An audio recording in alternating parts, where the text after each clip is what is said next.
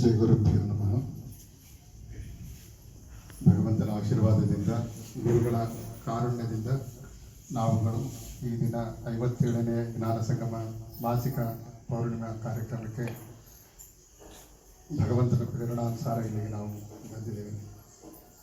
ಮತ್ತೊಮ್ಮೆ ಆ ಎಲ್ಲ ದೇವಾನುದೇವತೆಗಳಿಗೆ, ಸರ್ವರಲ್ಲಿಯೂ ಮತ್ತು ಎಲ್ಲ ಕಡೆಗಳಲ್ಲಿಯೂ ವ್ಯಾಪ್ತನಾಗಿರುವ ಆ ಭಗವಂತನಿಗೆ ಮತ್ತೊಮ್ಮೆ ಭಕ್ತಿಯಿಂದ ನಮಸ್ಕರಿಸ್ತಾ ಜ್ಞಾನ ಸಂಗಮ ಈ ಕಾರ್ಯಕ್ರಮದ ಸತ್ಸಂಗವನ್ನು ಆರಂಭ ಮಾಡೋಣ. ಮೊದಲನೇದಾಗಿ ಪ್ರತಿ ಜ್ಞಾನ ಸಂಗಮದಲ್ಲಿ ಕೂಡ ನಾವು ಮಹತ್ವವನ್ನು ಕಾಣ್ತಾ ಇದ್ದೇವೆ. ಪ್ರತಿ ಜ್ಞಾನ ಸಂಗಮ ಕೂಡ ಆಗಲೇ ಒಂದು ಜ್ಞಾನ ಸಂಗಮ ಕಾರ್ಯಕ್ರಮದ ರೀತಿ ಇನ್ನೊಂದಿರೋದಿಲ್ಲ. ಈಗಾಗಲೇ ನಮಗೆ ಜ್ಞಾನ ಸಂಗಮ ಏನು ಅನ್ನೋದರ ಒಂದಿಷ್ಟು ಚಿತ್ರಣ ಸಿಕ್ಕಿದೆ. ಜ್ಞಾನ ಸಂಗಮ ಅಂದರೆ ಏನು, ನಾವು 4 ವಿಷಯಗಳನ್ನು ಕುರಿತಾಗಿ ಇಲ್ಲಿ ಗುರು ಸಂಪದದಲ್ಲಿ ಮಾತಾಡೋದ, ಅಥವಾ ಅನೇಕ ಜನರು ಏನಾದರೂ ಮಾತಾಡೋ ವಿಷಯಗಳನ್ನು ಕೇಳೋದ, ಅಥವಾ ನಮ್ಮ ಕಷ್ಟ ಸಮಸ್ಯೆಗಳನ್ನು ಇಲ್ಲಿ ಭಗವಂತನಲ್ಲಿ ಪ್ರಾರ್ಥನೆ ಮಾಡೋದ, ಇದೆಲ್ಲದಕ್ಕಿಂತ ಮಿಗಿಲಾಗಿ, ಇದೆಲ್ಲ ಕೂಡ ಹೌದು ಅಲ್ಲ ಅಂತೇನಿಲ್ಲ, ಆದರೆ ಇದಕ್ಕಿಂತಲೂ ಮಿಗಿಲಾಗಿ ಜ್ಞಾನ ಸಂಗಮದಲ್ಲಿ ಏನಾಗುತ್ತೆ, ಅದೃಶ್ಯ ರೂಪದಲ್ಲಿರೋ ಅನೇಕ ಯೋಗಿಗಳ ಸಂಗಮ ಇಲ್ಲಿ ಆಗುತ್ತೆ. ಅವ್ರು ಯಾಕೆ ಇಲ್ಲಿಗೆ ಬರ್ತಾರೆ, ಅಥವಾ ನಾವು ಅವರನ್ನು ಕರೆಯೋದ್ರಿಂದ ಅವ್ರು ಇಲ್ಲಿಗೆ ಬರ್ತಾ ಇದ್ದಾರೆ, ಯೋಗಿಗಳಾಗಿರಲಿ ಅಥವಾ ಎಲ್ಲ ರೀತಿಯ ಆ ಮಹಾತ್ಮರು ಅದೃಶ್ಯ ರೂಪದಲ್ಲಿ ಕಣ್ಣಿಗೆ ಕಾಣಿಸೋದಿಲ್ಲ, ಅವರಿಗೆ ಭೌತಿಕ ಶರೀರ ಇರೋದಿಲ್ಲ. ಅಂತಹ ಆ ಯೋಗಿಗಳು ಯಾಕೆ ಇಲ್ಲಿಗೆ ಬರ್ತಾರೆ ಅಂತ ಹೇಳಿದ್ರೆ, ಎಲ್ಲಿ ಒಳ್ಳೆಯ ಉದ್ದೇಶ ಇರುತ್ತೆ, ಅಥವಾ ಎಲ್ಲಿ ಒಳ್ಳೆಯ ಸಂಕಲ್ಪಗಳಿರುತ್ತೆ, ಅಥವಾ ಎಷ್ಟು ಸಾಧ್ಯನೋ ಅಷ್ಟು ಶುದ್ಧವಾದ ಮನಸ್ಸಿನ ಕಡೆಗೆ ಪ್ರಯತ್ನಗಳನ್ನು ಮಾಡ್ತಾ ಇರ್ತಾರೋ ಅಲ್ಲೆಲ್ಲ ಆ ಯೋಗಿಗಳು ಬರ್ತಾರೆ. ನಮ್ಮ ಮನೆಗಳಲ್ಲಿನೂ ನಾವು ಆ ಪ್ರಯತ್ನ ಮಾಡ್ತಾ ಇದ್ರೆ ಖಂಡಿತವಾಗಿ ನಮ್ಮ ಮನೆಗಳಲ್ಲಿಯೇ ಆ ಯೋಗಿಗಳು ಬಂದು ಹೋಗ್ತಾರೆ. ಕ್ಷಣ ಮಾತ್ರದಲ್ಲಿಯೋ ಅಥವಾ ಒಂದು ಅರೆಕ್ಷಣರಾದರೂ ಅವರು ಬಂದು ನಮಗೆ ಆಶೀರ್ವದಿಸ್ತಾರೆ ನಮ್ಮ ಯೋಗ್ಯತೆಗೆ ಅನುಸಾರವಾಗಿ. ಆಮೇಲೆ ನಮ್ಮ ಯೋಗ್ಯತಾನುಸಾರ ಅವರ ಅನುಭವ, ಅವರು ಬಂದು ಹೋದ ಅನುಭವ ನಮಗೆ ಆಗುತ್ತೆ. ತುಂಬ ಅನುಭವ ದೊಡ್ಡದಿತ್ತು, ಯೋಗ್ಯತೆ ತುಂಬ ದೊಡ್ಡದಿತ್ತು ಅಂತ ಹೇಳಿದ್ರೆ ಅವರ ದರ್ಶನ ಆಗುತ್ತೆ. ಕಡಿಮೆ ಇತ್ತು ಅಂತ ಹೇಳಿದ್ರೆ ಶಬ್ದ ರೂಪದಲ್ಲಿ ಅವರ ಆಗಮನದ ಅರಿವು ಆಗುತ್ತೆ.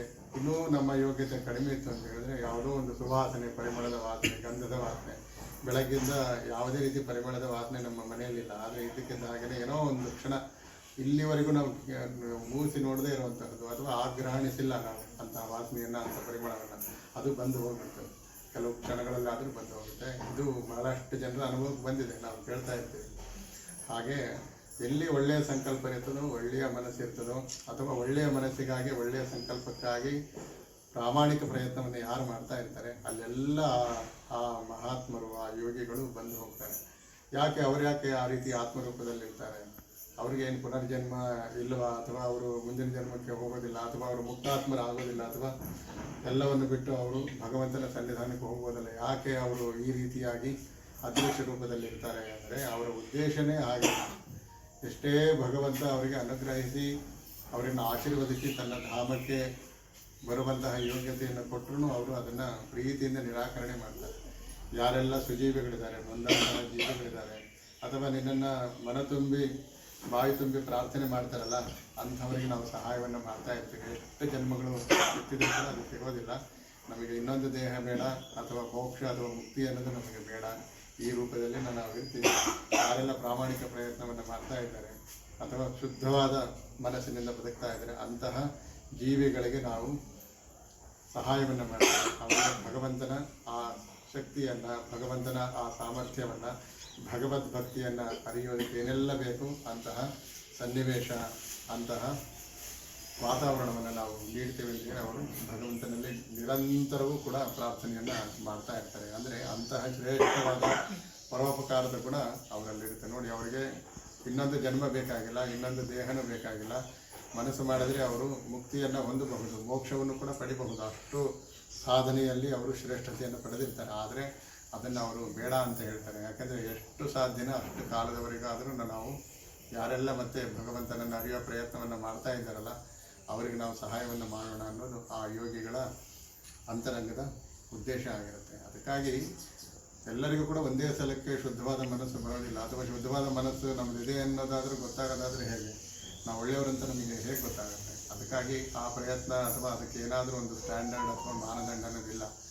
ಆದರೆ ಮನಸ್ಸಿನಲ್ಲಿ ಬರಬೇಕು, ನಾನು ಒಳ್ಳೆಯ ಕೆಲಸಗಳನ್ನು ಮಾಡ್ತಾ ಇದ್ದೀನಿ. ಅದಕ್ಕೆ ಯಾವುದು ಮಾನದಂಡ ಅಂದರೆ, ನಮ್ಮ ಭಾರತೀಯ ಪರಂಪರೆಗಳಲ್ಲಿ ಸಾಕಷ್ಟು ರೂಪದಲ್ಲಿರೋ ಶಾಸ್ತ್ರಗಳಿದ್ದಾವೆ, ಧರ್ಮಶಾಸ್ತ್ರಗಳಿದ್ದಾವೆ, ಪುರಾಣಗಳಿದ್ದಾವೆ, ಮಹಾಕಾವ್ಯಗಳು, ರಾಮಾಯಣ ಮಹಾಭಾರತ ಇದೆ, ಅಥವಾ ಅನೇಕ ಜನ ಗುರುಗಳಿದ್ದಾರೆ, ಗುರು ಪರಂಪರೆ ಇದೆ. ಅವರ ಮಾರ್ಗದರ್ಶನ ಹೇಗಿದೆಯೋ ಹಾಗೆ ನಡೀತಾ ಮನಸ್ಸನ್ನು ಶುದ್ಧವಾಗಿಟ್ಕೊಂಡ್ರೆ, ಒಳ್ಳೆಯ ಮನಸ್ಸಿನಿಂದ ನಾವು ಪ್ರಾರ್ಥನೆಯನ್ನು ಮಾಡ್ತಾ ಇದ್ದರೆ, ಒಳ್ಳೆಯ ಮನಸ್ಸಿನಿಂದ ಸತ್ಕಾರ್ಯಗಳನ್ನು ಮಾಡ್ತಾ ಇದ್ದರೆ ಅಲ್ಲಿಯೇ ಆ ಯೋಗಿಗಳ ಆಗಮನ ಆಗುತ್ತೆ. ಅದನ್ನು ನಾವು ಇನ್ನೂ ಗುರು ಪರಂಪರೆಯಲ್ಲಿ ಒಳ್ಳೆಯ ಉದ್ದೇಶ ಇಟ್ಟುಕೊಂಡು ಮಾಡಿದರೆ ಅದೇ ಜ್ಞಾನ ಸಂಗಮ ಆಗುತ್ತೆ. ಅಂತಹ ಈ ಜ್ಞಾನ ಸಂಗಮದಲ್ಲಿ ನಾವೆಲ್ಲರೂ ಬಂದಿದ್ದೀವಿ.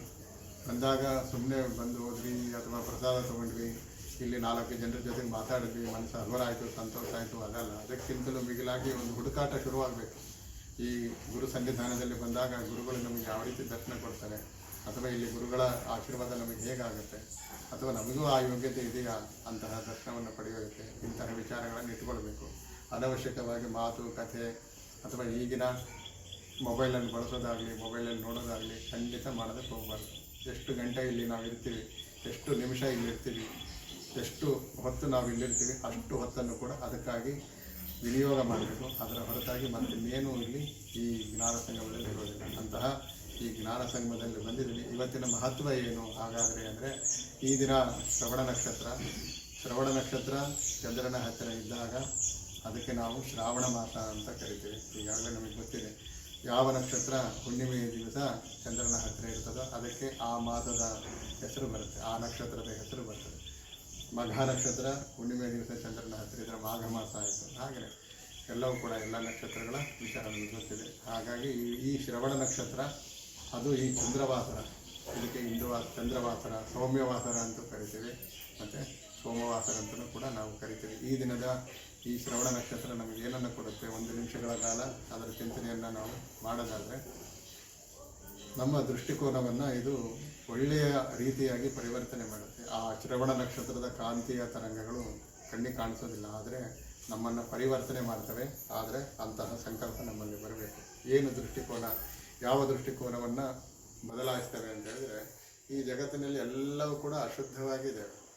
ಪರಿಶುದ್ಧತೆ ಅಥವಾ ಶುದ್ಧವಾದ ಪ್ಯೂರೆಸ್ಟ್ ಫಾರ್ಮ್ ಅನ್ನೋದು ಸಿಗೋದು ಬಹಳ ಕಷ್ಟ. ಯಾಕೆ ಅಂತ ಹೇಳಿದರೆ, ನಮ್ಮ ಕರ್ಮಗಳು, ನಮ್ಮ ಜನ್ಮಾಂತರದ ಕರ್ಮಗಳು, ಅಥವಾ ಆಯಾ ಕಾಲಘಟ್ಟ, ಕಲಿಯುಗ ಇರಬಹುದು ಅಥವಾ ಈಗಿನ ಶತಮಾನ ಇರಬಹುದು, ಆ ಕಾಲಕ್ಕೆ ಅನುಗುಣವಾಗಿ ಭಗವಂತ ಏನು ಮಾಡ್ತಾನೆ, ಆ ಪಂಚಭೂತಗಳಲ್ಲಿ ಅವುಗಳ ಸಾಮರ್ಥ್ಯವನ್ನು ಆ ಕಾಲಕ್ಕೆ ಅನುಗುಣವಾಗಿ ಇಟ್ಟಿರ್ತಾನೆ. ಅದೇ ನಾವು 200 ವರ್ಷಗಳ ಹಿಂದೆ ಹೋದರೆ ಇದೇ ಗಿಡ ಮರಗಳು, ಇದೇ ಗಾಳಿ, ವಾತಾವರಣ ಎಷ್ಟು ಶುದ್ಧಿಯಾಗುತ್ತೆ, ಅಷ್ಟು ಅದ್ಭುತವಾಗಿತ್ತು. ಊಟಕ್ಕಿಂತಲೂ ನಾವು ಚೆನ್ನಾಗಿ ಗಾಳಿಯನ್ನು ಸೇವನೆ ಮಾಡಿದ್ರೆ ಒಂದು 10 ನಿಮಿಷ ಹೊಲ ಜಮೀನು ಅಥವಾ ಹೊರಗಡೆ ಓಡಾಡಿ ಬಂದ್ರೇ ಸಾಕು, ಹೊಟ್ಟೆ ತುಂಬ್ತಾ ಇತ್ತು, ಅಷ್ಟು ಚೆನ್ನಾಗಿತ್ತು ವಾತಾವರಣ.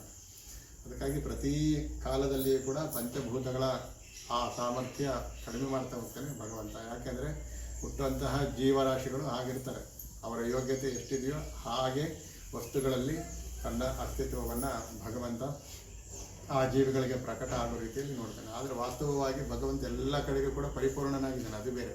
ಆದರೆ ನಮ್ಮ ಯೋಗ್ಯತೆ ಎಷ್ಟಿದೆಯೋ ಅಷ್ಟು ಆ ರೂಪದಲ್ಲಿ ಭಗವಂತ ಒಂದು ಗಿಡ ಮರ, ಅಗ್ನಿ ಆಗಿರ್ಬೋದು, ಬೆಂಕಿ, ವಾಯು ಅಂದರೆ ಗಾಳಿ ಆಗಿರಲಿ, ಎಲ್ಲ ವಸ್ತು ಪದಾರ್ಥಗಳಲ್ಲಿಯೂ ಕಾಣಿಸ್ಕೊಳ್ತಾನೆ. ಅದಕ್ಕಾಗಿ ಶುದ್ಧಿ ಅಥವಾ ಶುದ್ಧತೆ ಅನ್ನೋದು ನಮಗೆ ಸಿಗೋದಿಲ್ಲ. ಆದರೆ ಯಾರು ಒಳ್ಳೆಯ ಮನಸ್ಸನ್ನು ಇಟ್ಟುಕೊಂಡು ಒಂದು ವಸ್ತು ಪದಾರ್ಥವೇ ಆಗಿರಲಿ, ಒಬ್ಬ ಮನುಷ್ಯನೇ ಆಗಿರಲಿ, ಒಂದು ಪರಿಸರ ವಾತಾವರಣ ಮನೆ ಆಗಿರಲಿ, ಆ ದೃಷ್ಟಿಕೋನದಿಂದ ನೋಡ್ತಾನೆ, ಅವನಿಗದು ಶುದ್ಧವಾಗಿ ಗೋಚರವಾಗುತ್ತೆ. ಇದಕ್ಕೆ ಒಂದು ಉದಾಹರಣೆ ಹೇಳಬೇಕನ್ನೋದಾದರೆ, ಚಿಕ್ಕ ವಯಸ್ಸಿನಲ್ಲಿ ನಾವು ಒಂದು ಕಾರ್ಯಕ್ರಮಕ್ಕೆ ಹೋಗಿದ್ವಿ. ತುಂಬ ಚಿಕ್ಕ ವಯಸ್ಸಿನಲ್ಲಿ ನಮ್ಮ ತಾಯಿಯವರು ನಾವೆಲ್ಲ ಹೋಗಿದ್ವಿ ಕಾರ್ಯಕ್ರಮಕ್ಕೆ. ಮಧ್ಯಾಹ್ನದ ಹೊತ್ತು ಎಲ್ಲ ಈಗಿನ ಹಾಗೆ ಒಂದು ಊಟಕ್ಕೆಲ್ಲ ವ್ಯವಸ್ಥೆ ಆಗಿತ್ತು. ಎಲ್ಲರ ಅವಸರದಲ್ಲಿ ಸಾಮಾನ್ಯವಾಗಿ ಎಲ್ಲರೂ ಕೂಡ ಕಾರ್ಯಕ್ರಮ ಬೇಗ ಮುಗಿಸ್ಕೊಂಡು ಹೋಗ್ಬೇಕಂತ ಹೇಳ್ತಾರೆ. ಊಟದ ಅವಸರ ನಡೆದಿತ್ತು, ಆದರೆ ಯಾರಿಗೆ ಅವಸರ ಇದೆಯೋ ಅವರೆಲ್ಲ ಊಟ ಮಾಡಲಿಕ್ಕೆ ನಾವು ಸ್ವಲ್ಪ ನಿಧಾನಕ್ಕೆ ಅದನ್ನು ಊಟ ಪ್ರಸಾದ ತೊಗೊಂಡ್ರಾಯ್ತು ಅಂತೇಳಿ ಆ ಸಂಬಂಧಿಕರ ಆ ಕಾರ್ಯಕ್ರಮದಲ್ಲಿ ನಾವು ಕಾಯ್ತಾ ಇದ್ವಿ. ಅಷ್ಟೊತ್ತಿಗೆ ಸ್ವಲ್ಪ ಹೊತ್ತಿಗೆಲ್ಲ ಏನೋ ಗಡಿಬಿಡಿ ಆಗ್ತಾ ಇತ್ತು ಕೆಲವು ಕಡೆಗೆ. ಅದು ಯಾಕೋ ಅಲ್ಲೇನೋ ಸ್ವಲ್ಪ ಗೊಂದಲ ಆಗ್ತಾಯಿದೆ ಊಟದ ವ್ಯವಸ್ಥೆ ಒಳಗೆ ಅಂತೇಳಿ ಅವ್ರಿಗೆ ಗೊತ್ತಾಯಿತು. ನಮ್ಮ ಸಾರಿದ್ರೆ ಬಂತು ವಿಷಯ. ಚಿಕ್ಕವರಿದ್ದ ನಮಗೊಂಥರ ಆಶ್ಚರ್ಯ ಅನ್ನಿಸ್ತು. ನಾವು ಕೇಳಿದ್ವಿ ಅಮ್ಮನಿಗೆ, ಯಾಕೆ ಏನಾಗ್ತಾಯಿದೆ, ಏನು ಗಲಾಟೆ ಅದು ಏನು ಅಂತ ಹೇಳಿ ಕೇಳಿದಾಗ, ಇಲ್ಲ ಏನೋ ಸ್ವಲ್ಪ ಊಟದಲ್ಲಿ ವ್ಯತ್ಯಾಸ ಆಗಿದೆ, ಅದಕ್ಕೆ ಜನರಿಗೆ ತೊಂದರೆ ಆಗ್ತಾಯಿದೆ ಅಲ್ಲಿ ಅಂತ. ನಮಗೊಂಥರ ಆಯ್ತು, ನಾವೆಲ್ಲ ಊಟ ಮಾಡಿಬಿಟ್ಟಿದ್ವಿ, ಏನಾಗುತ್ತೆ ಏನು ಅಂತೇಳಿ. ಅವಾಗ ಅಮ್ಮ ಹೇಳಿದ್ರು ಏನೂ ಆಗುತ್ತೆ ಸಾಧ್ಯಿಲ್ಲ, ಯಾಕಂದರೆ ನಾವು ಊಟ ಮಾಡಬೇಕಾದ್ರೆ ಭಗವಂತನ ಸ್ಮರಣೆ ಮಾಡಿ ಊಟ ಮಾಡಿದ್ವಿ, ಭಗವಂತನಿಗೆ ಅರ್ಪಣೆ ಮಾಡಿ ಊಟ ಮಾಡಿದ್ವಲ್ಲ, ನಮ್ಗೇನೂ ಆಗಲ್ಲ, ಅದ್ರ ಬಗ್ಗೆ ನೀವು ಯೋಚನೆ ಮಾಡಬೇಡ ಅಂತ ಹೇಳಿದ್ರು. ನೋಡ್ತಿದ್ದಂಗೆ ಕೆಲವರು ವಾಂತಿ ಮಾಡ್ಕೊಳ್ತಾ ಇದ್ರು, ಕೆಲವರಿಗೆ ವಿಪರೀತ ಹೊಟ್ಟೆ ನೋವು ಅಂತೇಳಿ ನೀರು ಕುಡಿತಾ ಇದ್ರು, ಕೆಲವರು ಬಾಯಲ್ಲಿ ಏನು ಸಿಗುತ್ತೆ ಅದು ಉಪ್ಪು ಹಾಕೊಳ್ತಾ ಇದ್ರು, ಏನೇನೋ ಹಾಕೊಳ್ತಾ ಇತ್ತು. ಅಂದರೆ ಅವರು ನೋವು ಸಂಕಟ ತಡ್ಕೊಳಕ್ಕೆ ಆಗ್ತಾಯಿಲ್ಲ. ಕೆಲವರು ಇನ್ನೂ ಗಾಬರಿ ಆದಂಥವ್ರು ಆಸ್ಪತ್ರೆಗೆ ಹೋಗ್ಬೇಕು, ಅಥವಾ ಆಸ್ಪತ್ರೆಯಲ್ಲಿ ಯಾರನ್ನಾದ್ರೂ ಇಲ್ಲ ವೈದ್ಯರನ್ನೇ ಕಳಿಸ್ಬೇಕು, ಆ ರೀತಿಯೆಲ್ಲ ಮಾತುಗಳೆಲ್ಲ ಶುರುವಾಗ್ತದೆ. ಆ ಸಂದರ್ಭದಲ್ಲಿ ಆಶ್ಚರ್ಯ ಅಂತ ಹೇಳಿದ್ರೆ ನಮಗೇನೂ ಆಗಲೇ ಇಲ್ಲ, ಯಾವ ಆ ರೀತಿ ಲಕ್ಷಣಗಳೂ ಕಾಣಿಸ್ಲಿಲ್ಲ. ಆದರೆ ಕೊನೆಗೆ ಗೊತ್ತಾಯಿತು ಆಹಾರದಲ್ಲಿ ಏನೋ ವ್ಯತ್ಯಾಸ ಆಗಿದೆ, ಅಂದರೆ ಫುಡ್ ಪಾಯ್ಸನ್ ಅಂತ ಕರಿತೀವಲ್ಲ ಅದು. ಆದರೆ ಅಂಥ ಆಹಾರ ಊಟ ಮಾಡಿದ್ರೂ ನಮಗೇನು ತೊಂದರೆನೇ ಆಗಿಲ್ಲ, ಸಮಸ್ಯೆನೇ ಬರಲಿಲ್ಲ. ಅದೇ ಆಹಾರನೂ ಊಟ ಮಾಡಿದ್ವಿ, ನಾವೇನು ಬೇರೆದೇನು ಊಟ ಮಾಡಿಲ್ಲ. ನಮಗೂ ಅದು ಆಗಬಹುದಾಗಿತ್ತಲ್ಲ, ಆದರೆ ನಮ್ಮ ದೃಷ್ಟಿಕೋನ ಭಗವಂತನ ತತ್ವವನ್ನು ಸ್ಮರಣೆ ಮಾಡ್ತಾ ಆಹಾರ ಪದಾರ್ಥ ಆಗಿರಲಿ, ಅದನ್ನು ನೋಡೋ ದೃಷ್ಟಿ ಆಗಿರಲಿ ಇದ್ದರೆ ಖಂಡಿತ ಕೂಡ ಅದು ಬದಲಾಗುತ್ತೆ. ಇದು 100ಕ್ಕೆ 100ರಷ್ಟು ನಿಜ. ಅದಕ್ಕಾಗಿ ಯದ್ಭಾವಂ ತದ್ಭವತಿ, ನಾವು ಹೇಗೆ ಯೋಚನೆ ಮಾಡ್ತೀವಿ ಅದೇ ಉಂಟಾಗುತ್ತೆ. ಅದಕ್ಕಾಗಿ ಈ ನಕ್ಷತ್ರದ ದಿನ ನಾವು ಮಾಡಬೇಕಾಗಿರೋದು ಏನು ಅಂತ ಹೇಳಿದ್ರೆ, ನಮ್ಮ ದೃಷ್ಟಿಕೋನ ತುಂಬ ಚೆನ್ನಾಗಿರಬೇಕು.